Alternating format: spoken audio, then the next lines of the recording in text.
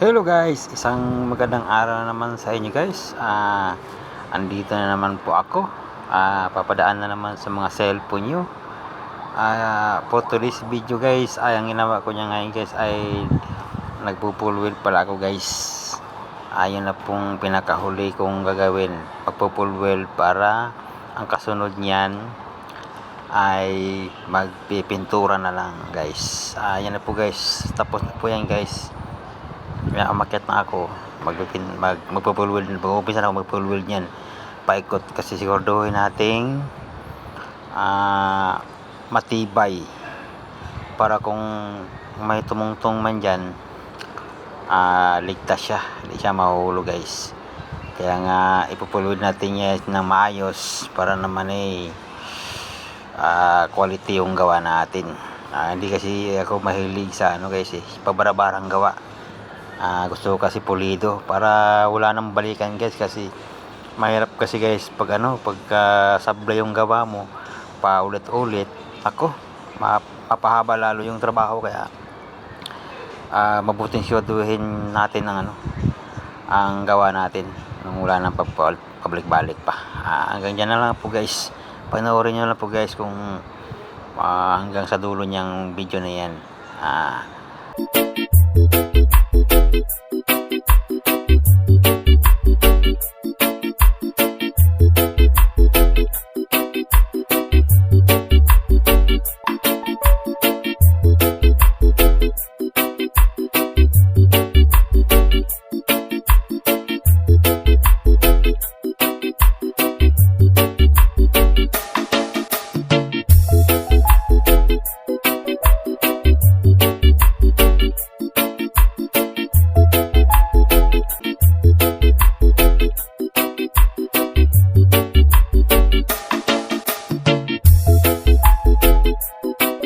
Siya nga pala guys, ang pagkatapos niyan pala guys, sa likod na yung bahay niyan guys, mayroon pang isang ganyan din guys, trellis guys. Medyo malaki pa dyan konti sa ginawa ko ngayon.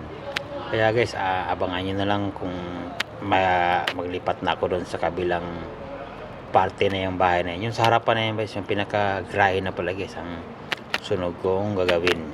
Ganyan din guys, pero mayroon siyang bubong, ganon din yung materialis niya, 2x4 na tubular. Tapos mayroon siyang gate na sliding. Siya pala, kung gustong magpagawa ng sliding dyan na gate, pwede ako dyan. Ayan na pala guys, ang kabuuan ng iikot-ikot po yan mamaya yung yung camera na yan. Ayan po yan guys, yan po siya guys, kabuuan niya. Hindi lang pala ako nag-iisa guys, gumawa dyan, marami pa kami dyan. May nagpipintura,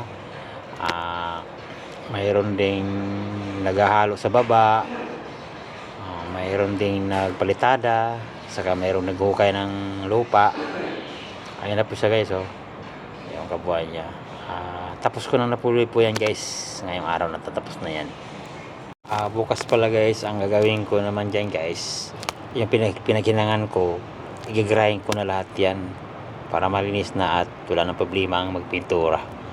Hanggang dyan na lang po guys. Maraming salamat and God bless po sa inyong lahat. Thank you.